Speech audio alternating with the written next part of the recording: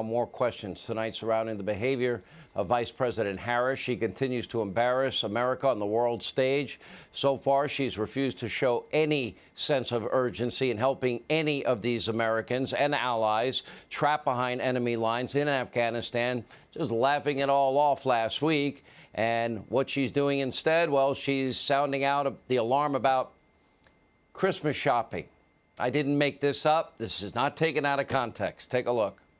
The stories that we are now hearing about the caution that if you want to have Christmas toys for your children, it might be the time to start buying them because the delay may be many, many months. So across the board, people are experiencing the issue. Our fellow Americans are stranded, trapped behind enemy lines, hostage to the whims of the terrorist group, the Taliban. Where are the priorities of the Biden-Harris White House? Now, meanwhile, we're learning that Harris's plane from Singapore was delayed over a possible Havana syndrome incident in Hanoi, but we're told the vice president remains in good health and will be in Vietnam tomorrow. Wow, could make a lot of comparisons. Here with reaction, South Carolina Senator Lindsey Graham. Senator, two big questions I have tonight, and they're really two. Yeah.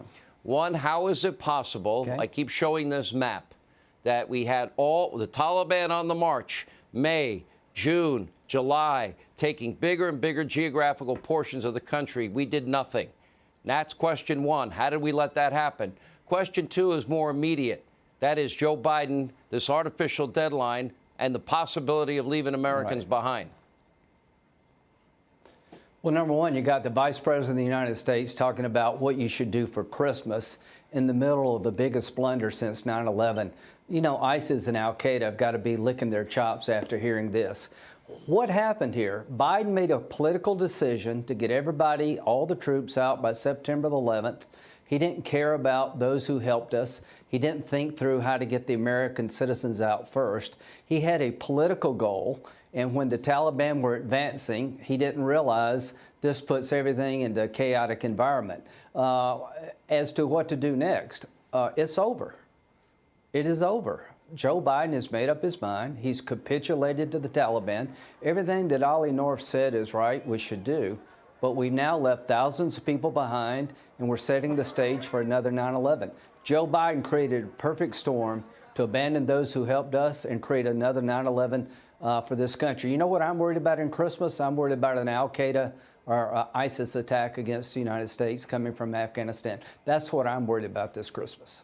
All right, I'm worried about that, too. Are you saying, Senator, that Joe Biden is saying, acknowledging in Jen Psaki's comments today, that we are going to leave Americans behind in Afghanistan, that we are going to, Joe Biden was basically going to sign the death sentences for the allies, that we now know they have the database, the names of any Afghans that helped us, and we had promised we'd get them out of there, not necessarily bring them here, but get them the hell out of there?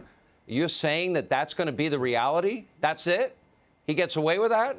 I'm saying I don't think he's going to get away with it politically. I think there'll be an uprising at home. It's the most dishonorable thing a commander-in-chief has done in modern times. What he has said today is that he is going to leave 31 August because the Taliban told him he had to get out. There's no way in hell we get all the American citizens out. We're going to leave thousands of Afghans who fought along our side behind, and we're setting the table for the rise of al-Qaeda and ISIS to attack us down the road. The ISIS fighters, Sean, have doubled in the last 10 days. The jailbreak led to thousands of ISIS fighters in jail now on the battlefield. So, yeah, what I'm telling you, it is over. That President Biden has signed the death warrant for thousands of Afghans who helped us. He's washing his hands of Afghanistan at our peril as a nation. Do you have any doubt Americans at this hour will be left behind? Oh, listen, I've got 200 active cases in my office right now. 10 of them are American citizens. There's no way we get them all out. Marco is right. The operation really ends this weekend. You know, by 31 August, we're going to have all of our troops out. How do you get to Kabul under these circumstances? The Taliban are not waving you through.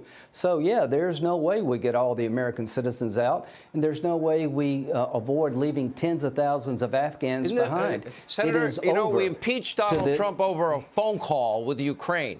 Is that not an impeachable offense? Is this not rise to the level of dereliction of duty, abandoning Americans in a foreign country, not getting them out when you had control of Kabul in May, June, July, not doing the right thing, getting them out, knowing they're on the march? There's no consequences for that except politically? He should be impeached. This is dereliction of duty by the commander-in-chief. This makes it harder to fight future wars. Who's going to help us in the future after we abandon our friends in Afghanistan who fought bravely? And the likelihood of a 9/11 is through the roof now because Al-Qaeda and ISIS are coming after us. If you believe we left Afghanistan, we've ended the war between the U.S. and radical Islam, you're a fool. They're coming after us, and Joe Biden has left us naked and blind in Afghanistan. Yeah, few mean tweets don't seem so bad now, do they? Senator, thank you. Our own Sarah Carter has